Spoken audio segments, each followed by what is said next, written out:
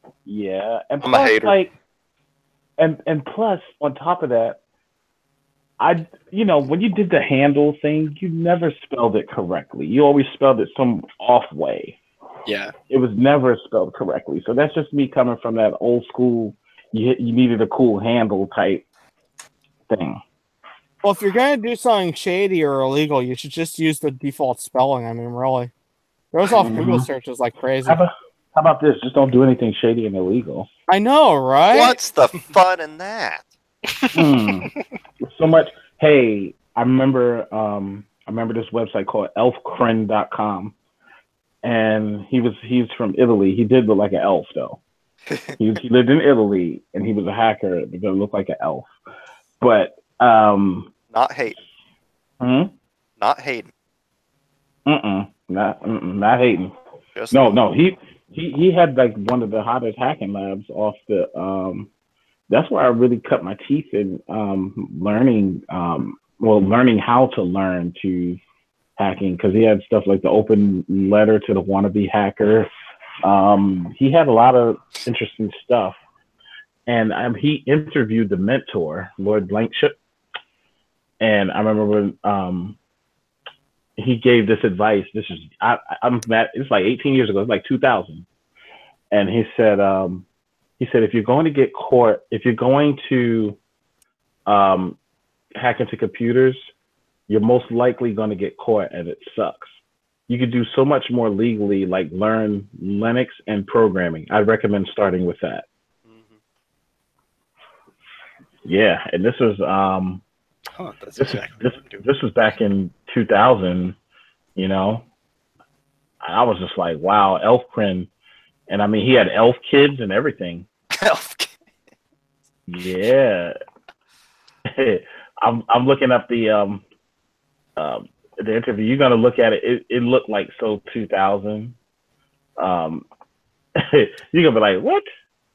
And yeah, here we go. The mentor.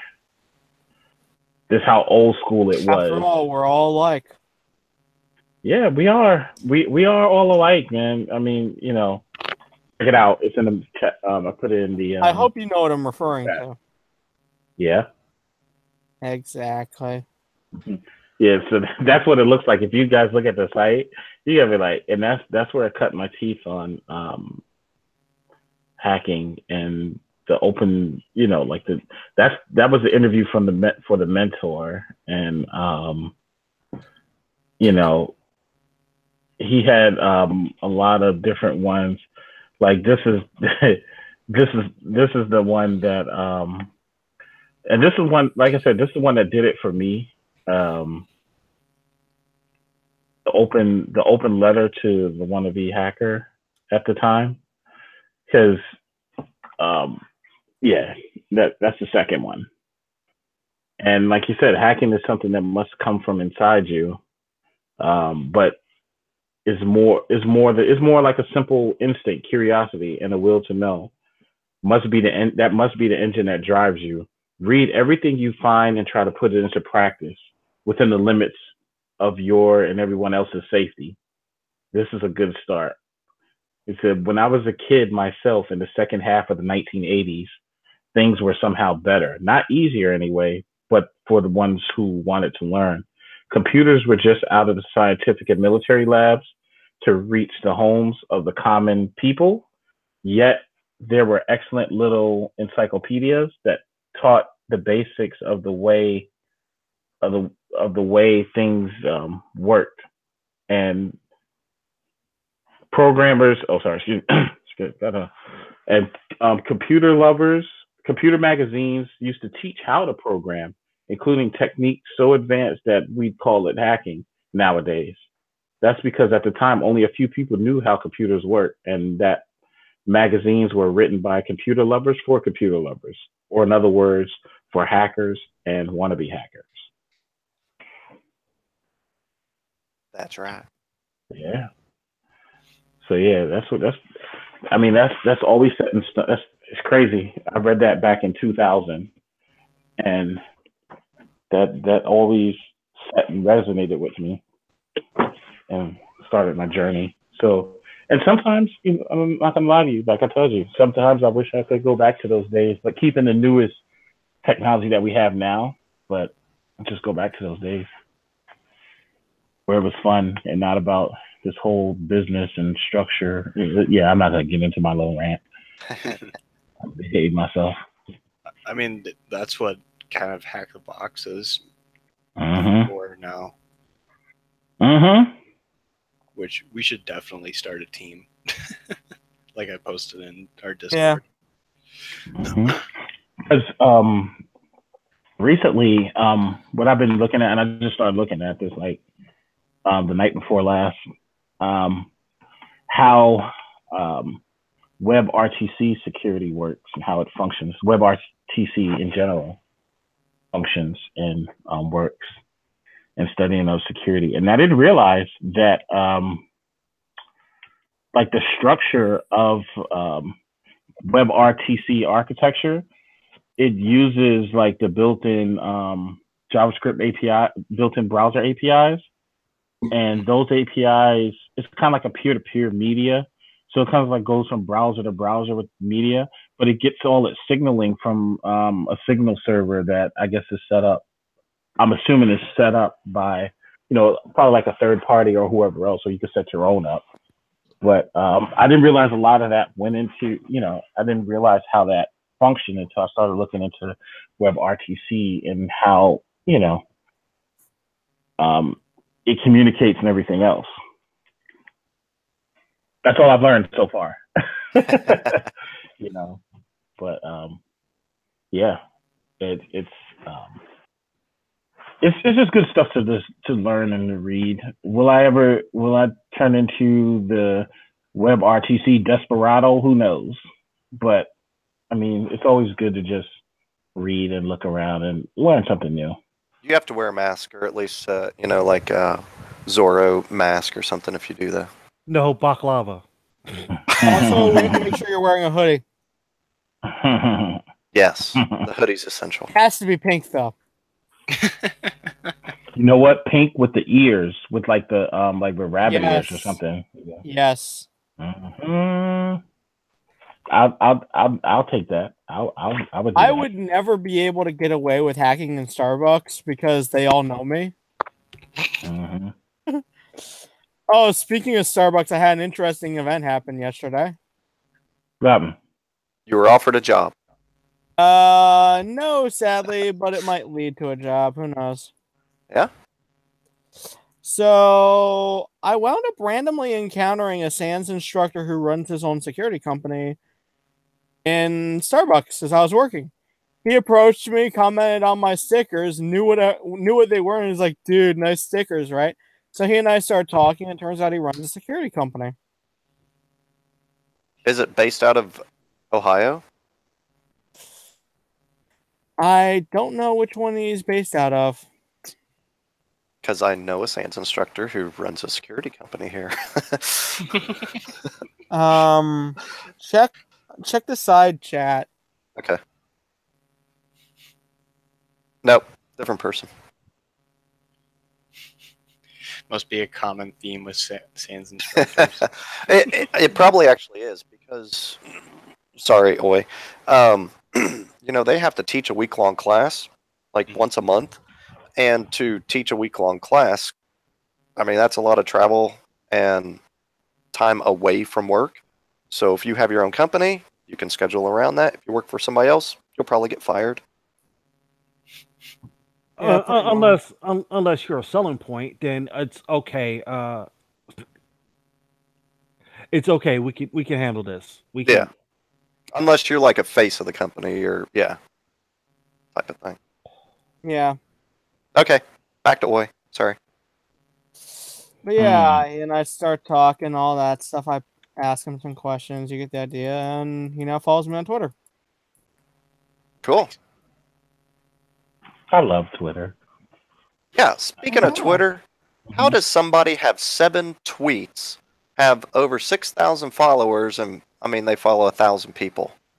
7 tweets and 6,000 followers. I don't know. What pulled this off? I'll throw it over in the thing. My son is the ways you can buy followers. Oh, that could be. Oh yeah, you can buy followers and likes on Facebook and all that kind of shit. So I'm still trying to figure out the. I don't tweet that much, but yet I have 150 followers. I don't get that.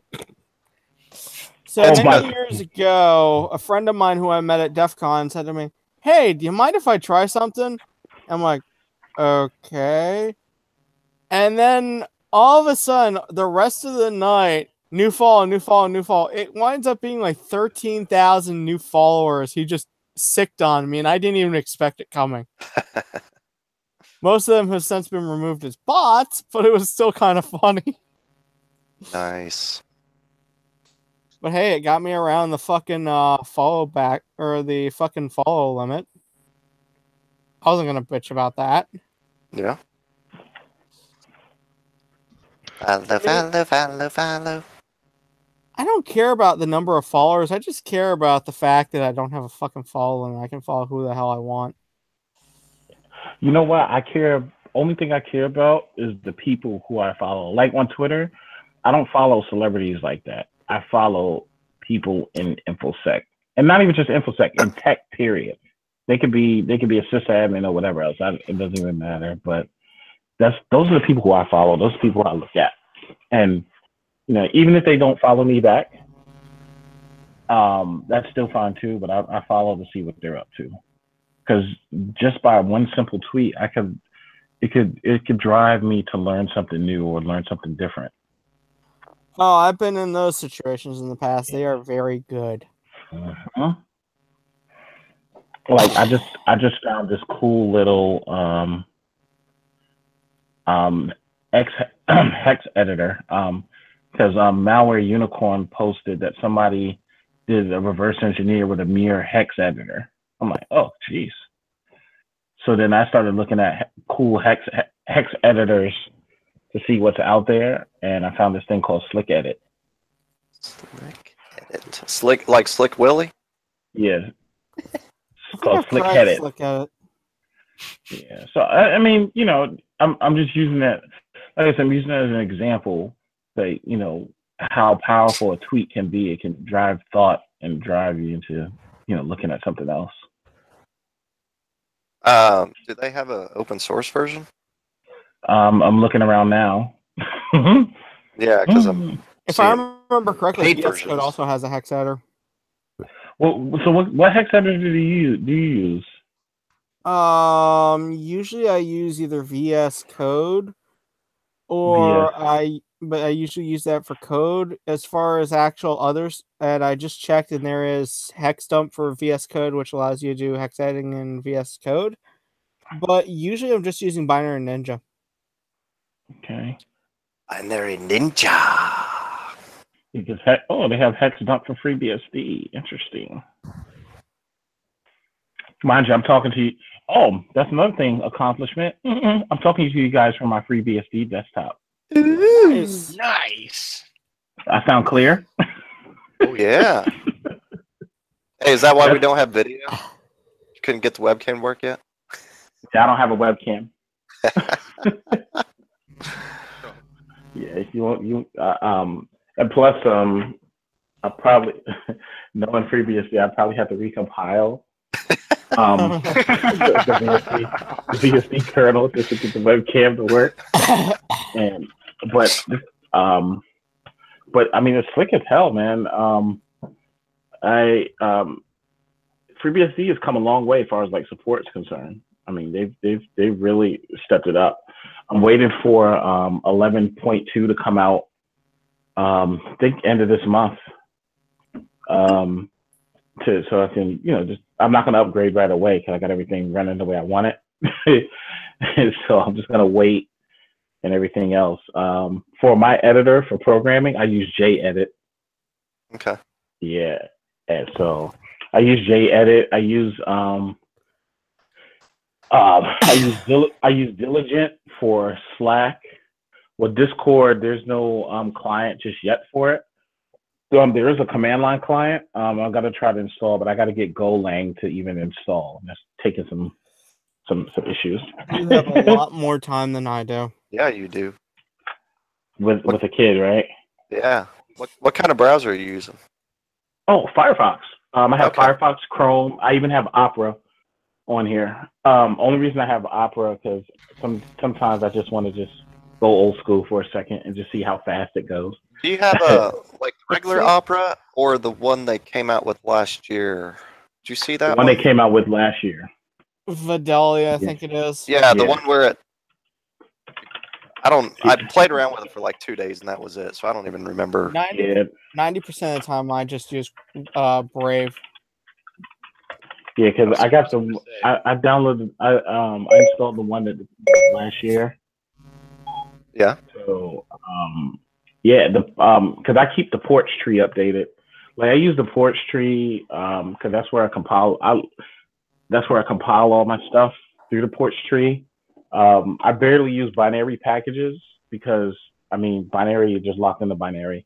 But compiling, that's where, because I had to enable sound. In order to enable sound on my desktop to work through the browser, I'm using ALSR, not ALS. I think it's ALSA. Also, yeah, also. So, I had to enable that in Firefox. Otherwise, I couldn't listen to YouTube videos, and I had to enable it in Chrome too. But you can only enable it if you can only enable it if you compile it. I remember that in Linux world also was the primary until Pulse Audio became the standard. Mm-hmm. So also is working pretty well right now. I mean, and I have VLC compiled on here, and also I have the old school M player. Ooh. Yeah, I was like, what? Don't you play with me? Yeah, back when Vista first came out, that's when I started exploring Linux. Yeah. See, Good idea. Yeah. And I'm running hardcore Unix. So it's just ZFS. I use dtrace. So it's pretty slick, man. But yeah. Yeah, back when Millennium came out, that's when I started exploring Linux. Well, whenever you decided to explore, that's what counts. That's right. Yeah. I got what you call it? Question. So, and here's a futuristic question. Do you think Linux eventually becomes the new Windows? Yes, but not in the way you're thinking. I was about to say no. I don't think so because it's well. I'll let Allie finish. Mm-hmm. I'm watching the moves Microsoft is doing, and you know what I think Microsoft is going to do? Mm-hmm. They're going to go full Linux and Windows. I would not be surprised by that, since that's because I agree that seems to be the way that they're going. And it's already been confirmed they're using GitHub for developing Windows, so just make it open and I'm inclined to believe that Windows 10 is essentially they're gradually moving people over to Linux. I don't mean that in the I'm going to scare you to go over Linux, but I mean that in the they're going to slip as much Linux as they can into Windows as fast as they can. So they're going to do a Bill Cosby style. I don't see them trying to do that for Windows unless they think it'll actually get more developers over there. And I think they will actually, and here's why. There seems to be a seismic shift in behavior that's happened in the last few years. Under the new CEO, yes, but that's only. Oh yeah, I'll let you finish. Go ahead.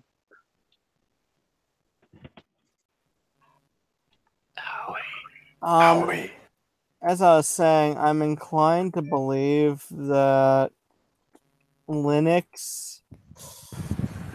Let me think how to phrase this. I'm inclined to believe that Linux and I'm inclined to. Sorry, I'm playing a game right now. I'm inclined to believe that Linux is essentially what Microsoft is moving the internal stuff to. I think they're going to have Linux and Windows side by side, if you know what I mean.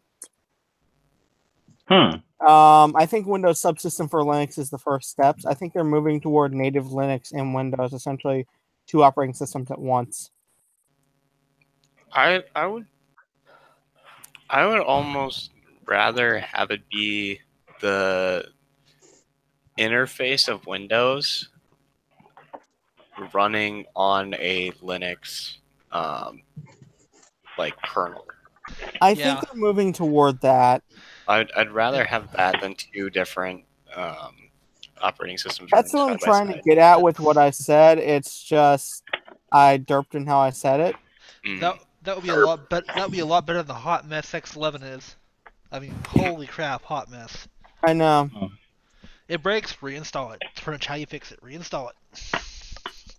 I think what I'm trying to get at is they're going to maintain the classic Windows code for compatibility. Like, what are you basing what are you basing this assertion on? Other than they have a Linux subsystem and they're embracing open source, broadly speaking. Gut feeling? Okay. Was that an answer or a question? Yeah, that answered my question. No, I meant boy. That was an answer. Okay. I get the sense from the way they're acting that it seems to me like they're trying to embrace Linux in ways that allows for... I think they're in the extended extinguish mode, if you know what I mean. There was a while. This was a while back. Just a fun Twitter story. I saw this is right when the Linux subsystem was being announced. So Bash on Windows kind of stuff. And I tweeted it out saying that I don't even remember what I was saying. I was saying something. I think I said this might end up bad or whatever. I don't know. And the project manager for the Bash on Windows project commented on my stuff. I was like, wait, what? It's like, hi, how are you? They don't want to hear your how are you. They don't care how you are. No, they really did. I think I said something that was gonna hurt the overall reception of Bash on Windows, even though I think at the time I had like 20 followers, so I really don't know why the guy commented on me. Probably was name searching. I've encountered other e-celebrities who've done the same thing. They get kind of ranting about them, and then they appear in your mentions. It's like, oh, hey, random 500,000 follower person. Why are you worried about little old me? Yeah. I don't know. It's just sometimes just seeing how things are popping up, different languages, how cloud is moving now, and I know that we're part of a revolution. I know that we're part of a revolution. We just all don't know what. You know what I feel like sometimes? I feel like being part. I feel like I'm part of the text of the early 1990s or late 80s, when they were just trying to figure it all out and see where everything would go with the internet and how the World Wide Web would function as a whole, and how people would be able to communicate with each other through protocols.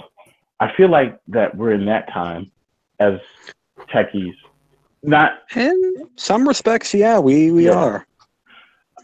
Because it's a fashion right now. It's a fascination, even though it's a buzzword, and we know like that cloud is just another person's computer and stuff like that. We know that, but it's just a fascination how we're carrying operating systems in our pockets now. How the languages have come, how far as the high languages have come, as far as like being compatible with different operating systems, being compatible with different APIs. I feel like every second a new API is born somewhere in the universe, and it's just our job, not even our job, just our duty to figure out what that API is and how it functions, and can that connect to the next biggest thing? Because and I look at Silicon Valley as just one big API, a bunch of little APIs trying to find that one big API to take over the universe and make a whole lot of money in their aspect. But yeah, I mean, we're into an API world, and I love it because I love how it's shaping, it's changing things. I saw it coming when they did not even the locator API within Google. I don't know if it's still around. When they had the GPS API at one time, where you can have your applications, you use Google's GPS, whatever API to embed into their programs. I saw it coming from there to where it's like, you know what, the world could be one big API. Because now that you look at it, it's I look at API as a new construction. Our old construction, which consists of bricks and brick layers and demolition crews. We are the demolition crews. We are the bricklayers. We are the digital bricklayers. We are the digital bricklayers. We build something cool. Somebody builds something cool on the internet. They spread it like a bug, like a virus. And next thing you know, somebody wants to buy them. Not even just buy them. Somebody just wants to use their product too. Yeah. Think about it. Look at Dave Kennedy's tool. Trust Effect with Trevor. It has like 20. Yeah, right. look at Dave Kennedy's tool. Which one? Yeah, Trevor. Yeah. Trevor started. It's crazy. Trevor started really because the bus runners didn't show up. Then we found a roach, and then it turned into a roach was in the milkshake. And the next thing you know, it just turned into a Twitter. It turned into a rant. Then that rant turned into a Twitter account, which there was a Trevor Twitter account. And then Dave Kennedy creates Trevor as a tool. Yeah. And a lot of people use Trevor, and you'd be surprised how many people are mentioning Trevor. And just knowing where that idea came from, it's just, you see what I'm getting at? How, and I'm never laughing at the concept, but look how powerful that was. Look how powerful that was. And that's why sometimes when I'm screaming, when I'm screaming that we determine what the cool is as developers, as techies, this is why I scream things like that sometimes. Where I say we can shape what this country evolves into to a certain extent. I'm not saying we have control over presidency and everything else and all this other stuff, because we know what that leads to. But well, Russia definitely tries to. Well, yeah, but I'm just saying in general, like we're part of something insanely crazy right now, and hence part of the reason why I wake up each morning excited, because I just know that there's something bigger out there that we're all about to embark on, and I'm just super amped. I hope I'm not talking crazy. I hope people don't think I'm crazy on the. No.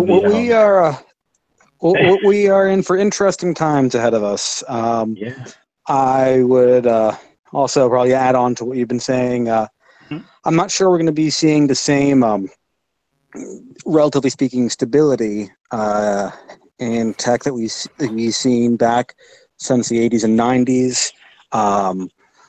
And there is, I hate to say it, but I think international affairs and politics, non-tech politics, are probably going to play a much larger role shaping tech going forward.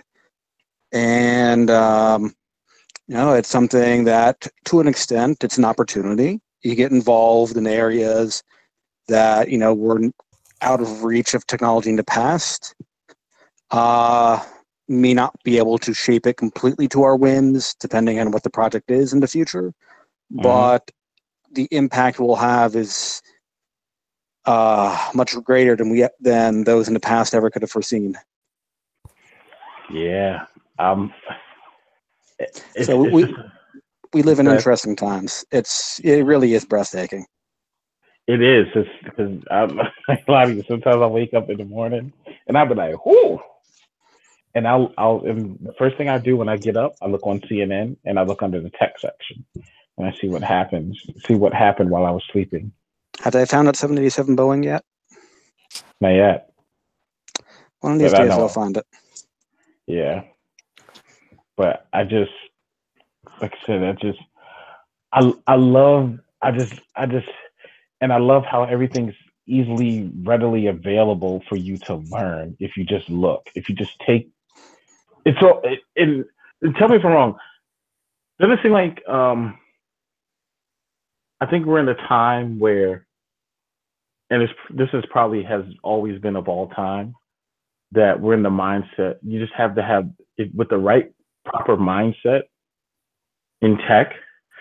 You can, you can really, go extremely far. And what I mean by the right mindset, you can read books all day. You can practice something repetitively all day. But without the right mindset, it could be either detrimental or it can either help you or hurt you if your mindset's not correct. Depending on your mindset. If your mindset's not correct, and if your mindset is of a lazy person, then you'll stay stale. But if your mindset is of someone who's trying to evolve, you'll look at that. And just, matter of fact, perfect example. When all of us used to play with clay or Play-Doh, and you get the Play-Doh sat on your desk or whatnot, and you just been told to mold something, and it's a 1 in a million chance, really 1 in a million chance, that everybody's going to mold something of the same thing. All the molds are going to be different. The lines, the sculptures, it's all going to be different. If it is the same, then you took that person's same fingers to mold your own, which means you cheated. And that's boring. As opposed to just making something, I don't care what it is. It could be something so simple, but something simple could be your greatest asset as opposed to someone else. Like, I get excited when I'm learning that, like, when I started looking at Ruby, taking a look at Ruby a little bit differently. And I got excited when I was able to get Nmap to scan something using the Ruby Nmap. I mean, that was exciting to me because I've never done it before. Yeah. But, to somebody else, to a Rubyist elitist, like, oh, dude, that's lame. But someone else is exciting. That's why I like how, like I said, without the proper mindset, it all starts with your mindset, your attitude. That jump starts you into wherever you want to be or wherever you want to go. And I love the internet for that, for having the information readily available. The internet did the hard part by having the internet did the hard part by having the information ready.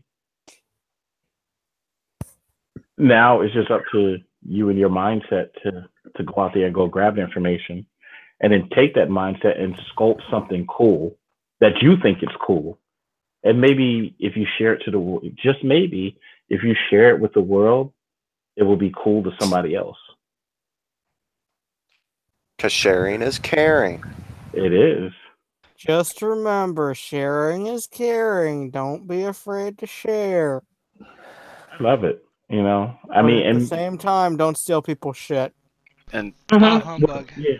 and at the same time, don't be afraid to fail, because that's the kicker. Is that I see a lot of people my age. They'll think of, like, they'll try something, fail immediate, or like fail at it, or they'll get stuck on something, and then they won't pursue it anymore because it's not coming to them immediately, which is sad.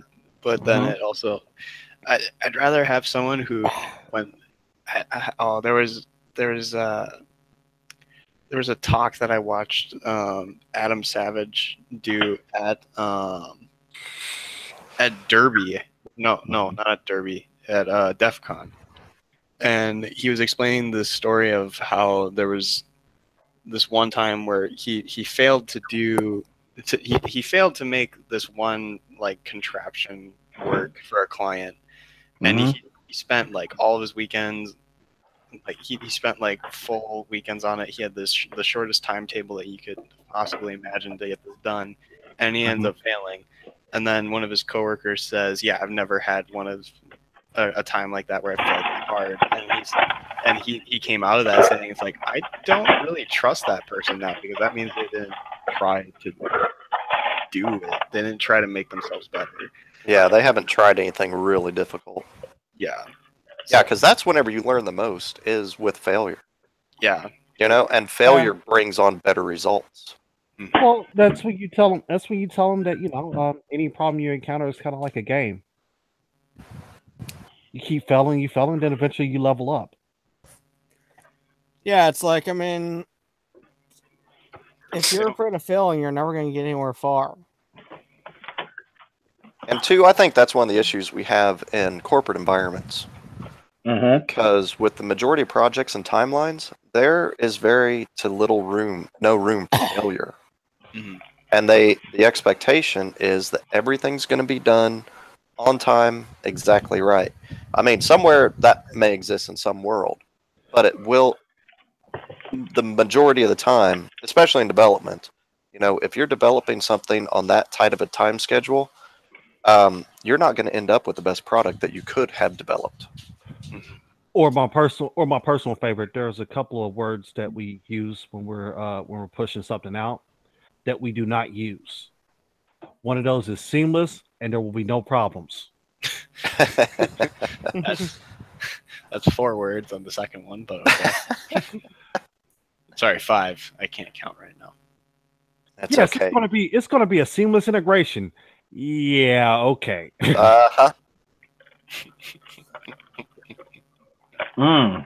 We promise there'll be very little downtime.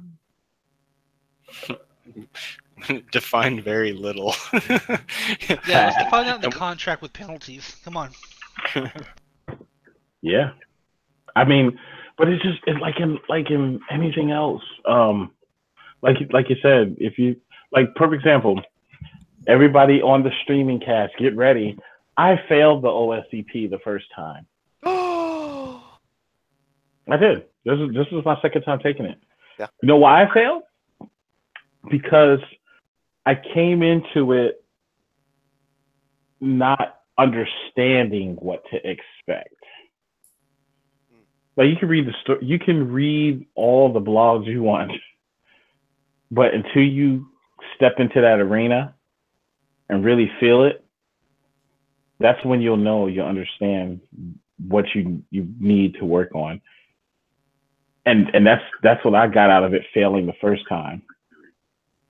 And it took me some time to get back to that platform because I tried to take it first in 2015 and I failed the first time around.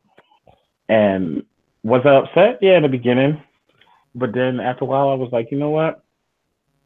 What made me not feel better than somebody else failed, but what made me feel better, matter of fact, I went to DerbyCon, and this dude was telling me, and he was a pen tester at the time. He was a web application penetration tester. He said, dude, this is my 3rd time taking it.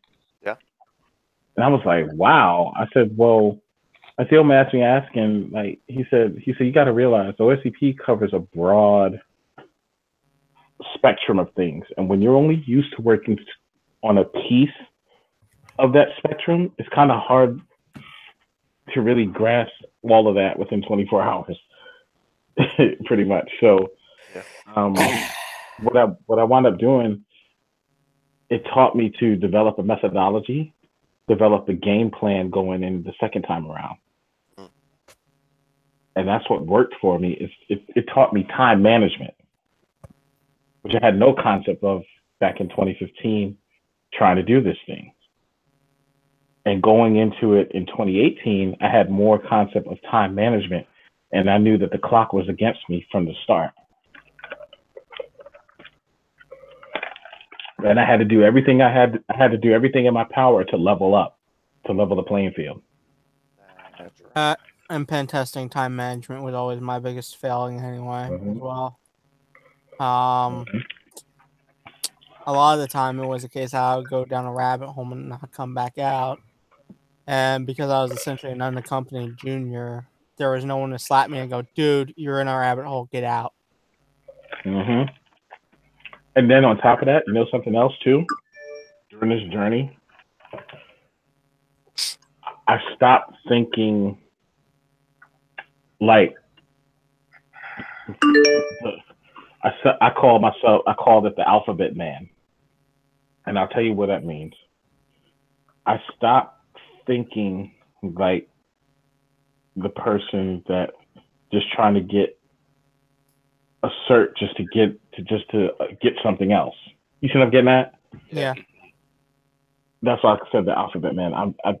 I stopped chasing that illusion. I stopped chasing that illusion, and I just started just having fun with tech again. Because for the longest time, I was like, hey, man, if I get this cert, then I can get this. If I get this cert, you know, I can do this, da da da. And it was just an illusion. It was a hamster wheel. And the moment I stopped thinking like that, and the moment I started thinking like, you know what? I got into this in the first place because it was fun, not because it was cool to someone else, not because I cared about what other people thought, but I got into this because it was fun and I enjoyed it. So the moment I started thinking like that, a lot more things have become crystal clear to me. Yeah. And I'm not in a rush to do anything. I'm not in a rush. I'm not in a timeline to do anything. Like I'll read an article here and there. Oh, this looks interesting. Let me try it. That's my mentality now. Let me try this and see how far it goes. It could be an endless, it could be, and that was my, when I told you a while back when I built my desktop, that was a symbol for me. Just, it was kind of like rebuilding myself in tech again, like the reconstruction.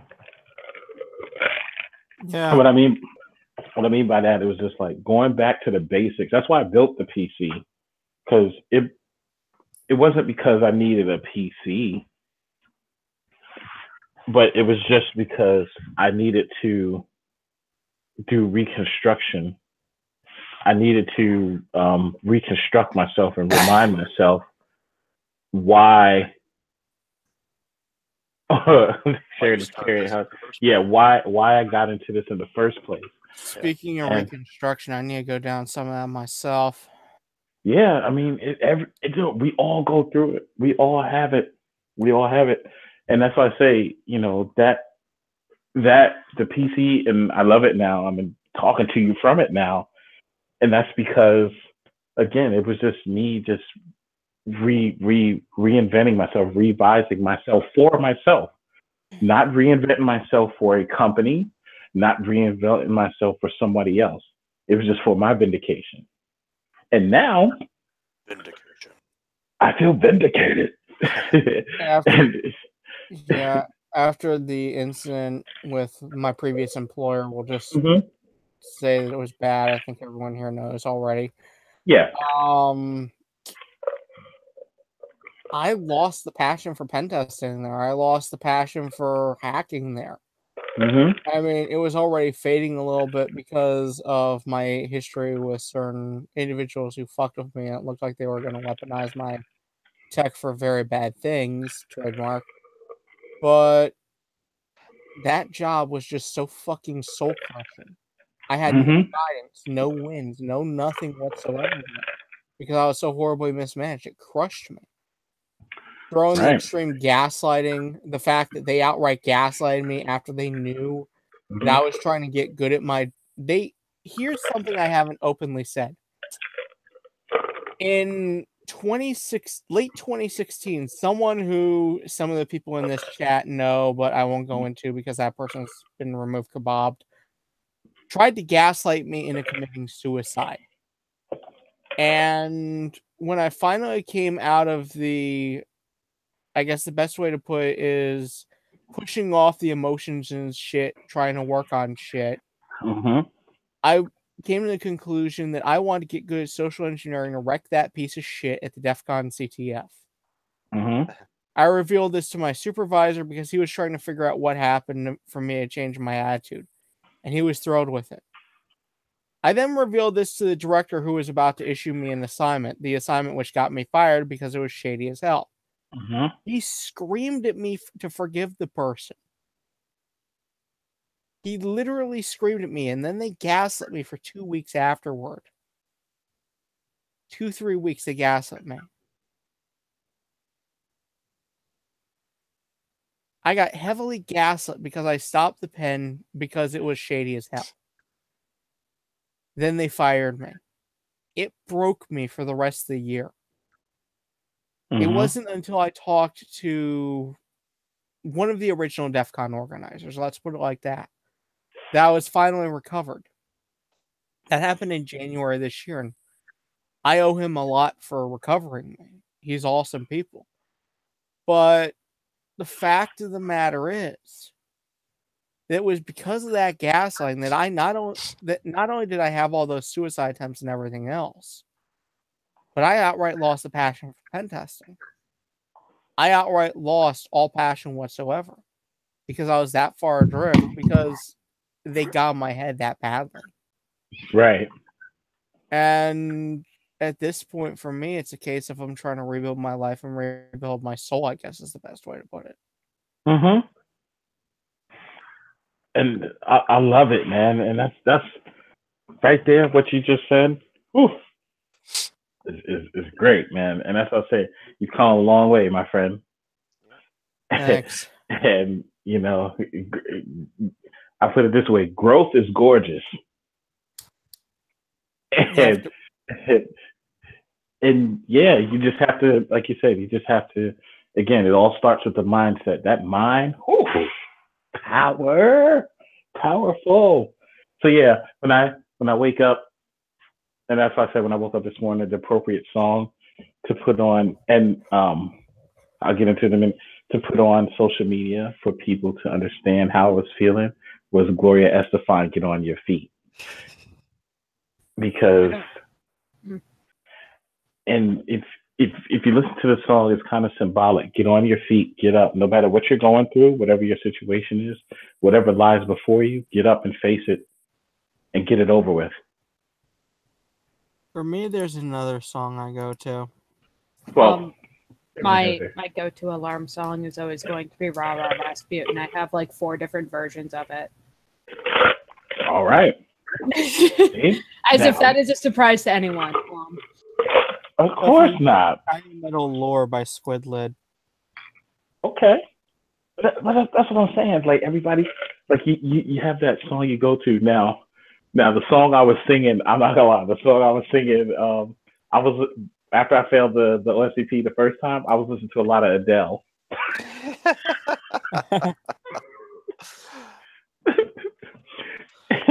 And that wasn't fun because it was just like, oh my God. I was like, yeah, I gotta get out of this. Because it's just like, because her songs, I don't know what her songs like now. I don't know if she came out with anything new, but her songs then, oh my God, they are, you want to talk about a soul crusher? Those songs it was one song she was singing. Matter of fact, it was a million years ago. She said, I feel like my life is passing by and all I can do is watch and cry. I said, oh my God. And it's just like, you hear the melody to it. You're like, damn, now I feel like crying. For what? I don't know. That's what I'm saying. Certain songs, you'd be like, I had to leave Adele alone. Adele, I'm like, and I know this is coming from the guy who loves Amy Winehouse, but yeah. You know, I've never been one for the pop music, if you know what I mean. Mhm. For me, it's always been metal, industrial. I don't know. I listen to some EBM and some, more high intensity industrialist and shit like that. But for me, I found that industrial in particular has a good tendency for me. Mhm. It's like the song I linked on the side, Shiny Metal Lore by Squidlid. Mhm. It's literally a song about failing over and over again, and then when but you keep going at it, Mhm. and when you finally push through, it's fucking amazing. just like, um, just like, I'm gonna call it. You know what? You know what got me through the day today? Besides Gloria Estefan, and I had to bring it up. I just had to bring it up. The freaking Arctic monkeys. The what? Arctic monkeys. I haven't heard of that one. Adolescent fluorescent. Oh. Whew. You gotta listen to you gotta listen to Arctic. You gotta listen to the Arctic monkeys. Assemblage 23 is also very good for when you're going through hard times. Yeah, I would say that. I'd take that. Have you ever listened to them? Yeah, I have. One of my good friends is a huge fan. Then you know what I'm So talking he put about. me on. Yep. I've met Tom Shear. Hell, he hugged me. It was awesome. Oh wow. Ooh, hugs. What was this? Nah, Yeah. trust me. You get hugged by Tom. That's a big thing. Yeah. I've gotta say, Evie, we know you only listen to metal. Anyone who follows me on Twitter knows I only listen to metal. Mm-hmm. The real question is, do you consider EBM an industrial metal? EDM? EBM. What's EBM? On 242, Assemblage 23, Combat Christ. That's metal. Good. Now, you guys may remain friends. See, where it gets interesting is where you get to stuff like Animals as Leader, C2I, Pliny, all the gent artists, because that's where it gets really interesting, because Animals as Leaders ask the question, so what would dubstep sound like if we used guitars? What I find interesting is that Frontline Assembly recently has actually been mixing in dubstep into EBM. So that's not new. Like, have you heard anything from Animals as Leaders? Have you heard anything from?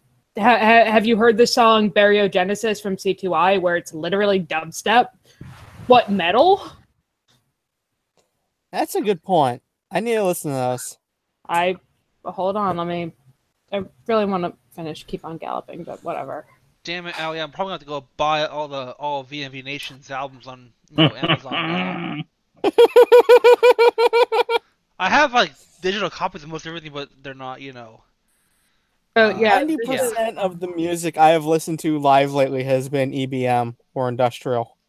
So this is C2I's Bariogenesis, and he asked the question of, so what if dubstep used guitars and was metal as fuck? Oh god, this is good. Yeah, that's and usually when I link C2I, it's usually his senpai stuff, and everyone's like, "Oh, so you like weeb metal?" And I'm like, I've been listening to C2I for a very long time. I just happen to like his weeb stuff more because it's just so happy and fun.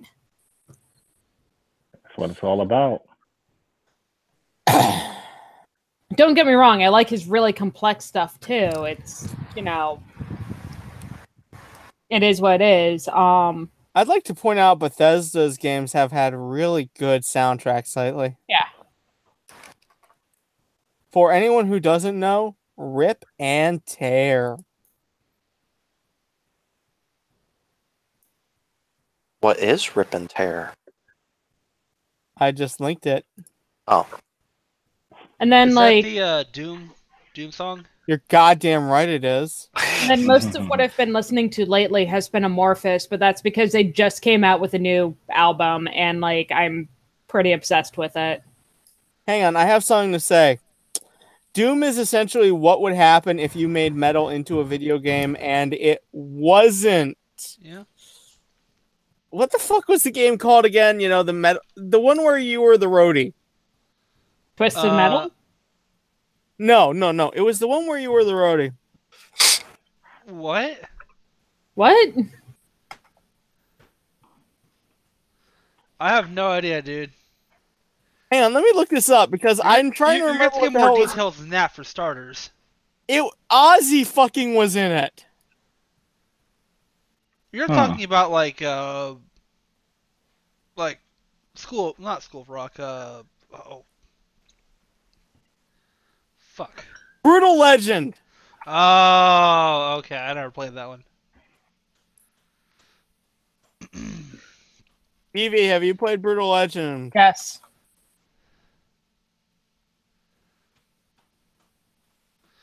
I mean, Evie, have you actually played the original Doom at all? Yes. Yeah. Okay, just you gotta find out. I mean, never know. Have you played Brutal Doom? Dude, I kind of feel God. insulted here because, like... Yeah, that is an insult. Hey, I don't know if you're a big gamer or not, and That if doesn't you matter. are, what genre you play, because, I mean... That Shit, plus, doesn't- given how young you are, too, I mean, how old were you when Doom came out? What year did it come out? 93? I was 1987, 88, 89. Okay, so you were like, what, 7? Yeah, I played at my cousin's house for Yeah, the first okay. time. And then, like, I told my parents to buy it, and they said no. And I ended up getting it from a friend. Yeah, I keep forgetting you're older than I think you are, because you sound so fucking young. What was your friend Kazaa? No, Kazaa didn't exist in like '93. Oh, 93. I didn't know if you got it at the same time. No. I had a friend that lived down the street that copied it onto a floppy disk. That copied it onto a few floppy disks for me, and I took it home and installed it. And my parents were very, very upset with me. Fuck them. So what you're saying is Can't say that to your parents, friend though. copied that floppy. Yes. Damn it! You stole my thunder. I was gonna do that. Fuck. The old school piracy sneaker net. Yes. The old school piracy sneaker net. How do you think I got SimCity 3000 back in the day?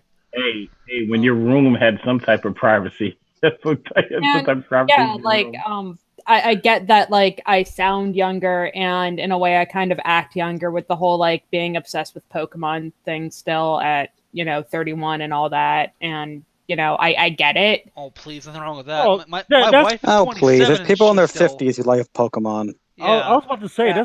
that's nothing. One of my friends is a fucking Twitch streamer, and that's all he streams is fucking Pokemon. The card game. I'm like, what the fuck? No, the card game is actually super fun.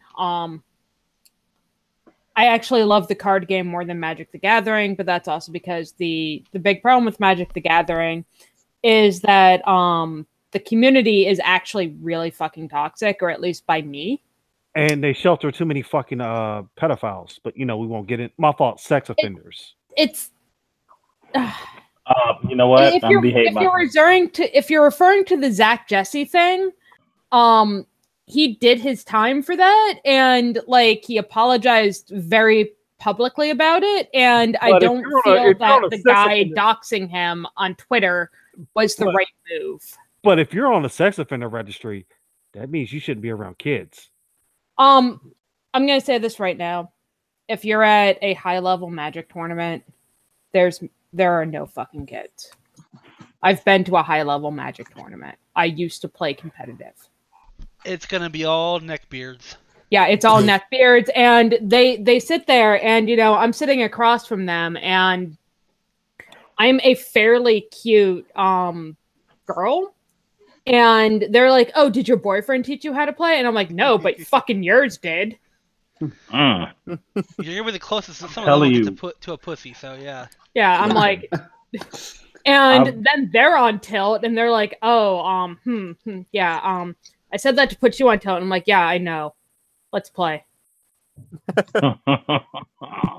And if you say anything like that again, I'm going to raise my hand and scream judge. And then you'll get a game loss and I'll move on. Yeah, I did not take shit from these fucking neckbeards. I love it. Fire. Your name is Fire. He is one fiery motherfucker. I love it. I love it. You got it because you know what? You know what fire does? It cleanses the earth. It cleanses it from bullshit. Well, like, okay, so you got to have a thick skin for these sort of things. Yeah, you do. And I do, but at the same time, I'm not going to take your fucking sexist bullshit. No, nor should you. And I'm going to call you out on it. And if you're going to be a fucking shit and you're going to have unsportsmanlike conduct, I'm going to sit there, raise my hand, and scream judge. And if you have a problem with it, you know, I don't know what to tell you. Like, sucks to be you. Like, you shouldn't have been a shitty, toxic person. You should have, you know, been like a decent human being. That's all I'm asking.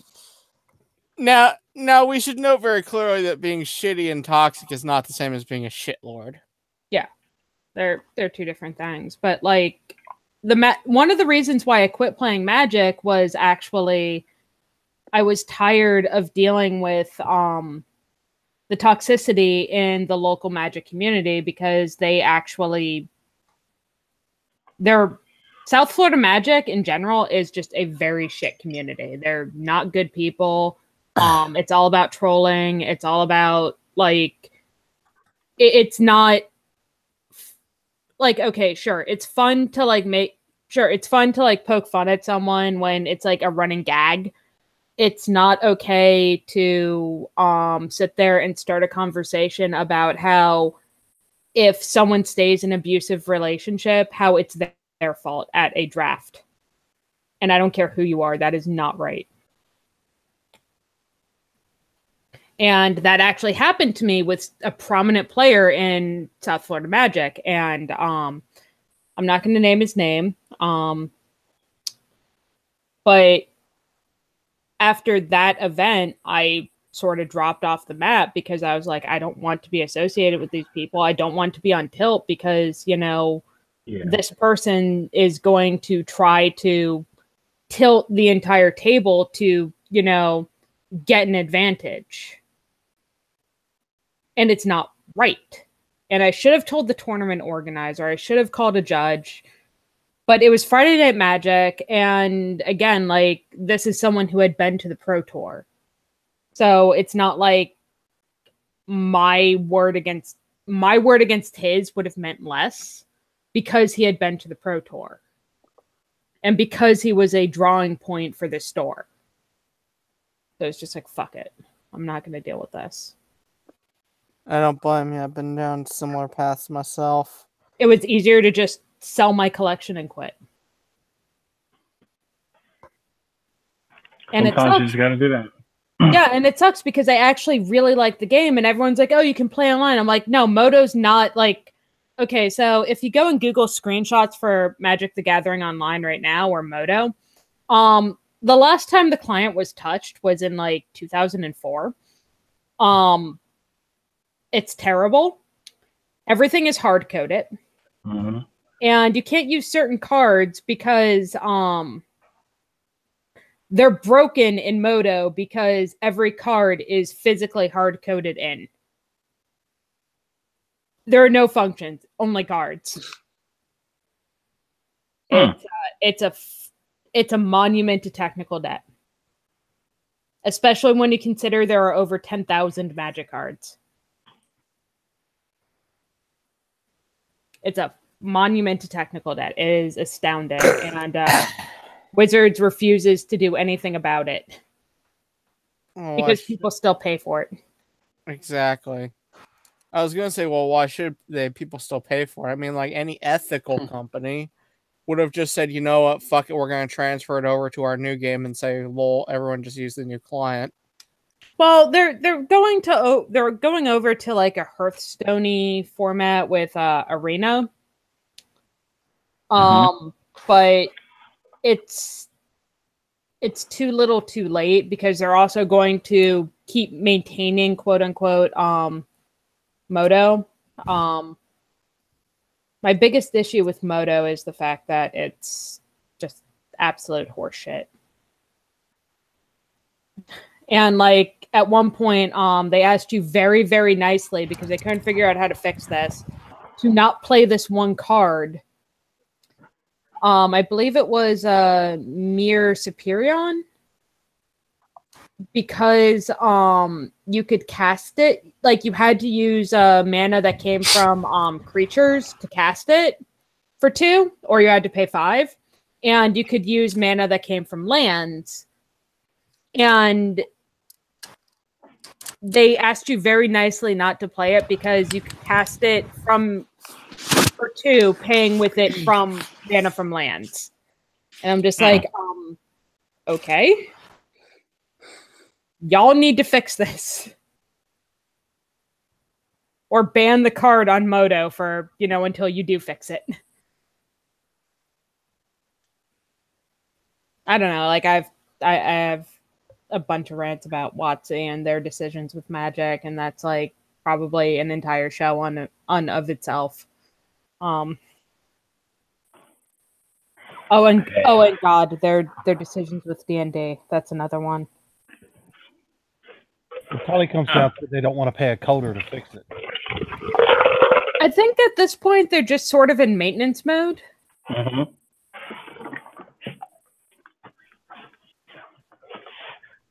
Where they don't think they have to fix it.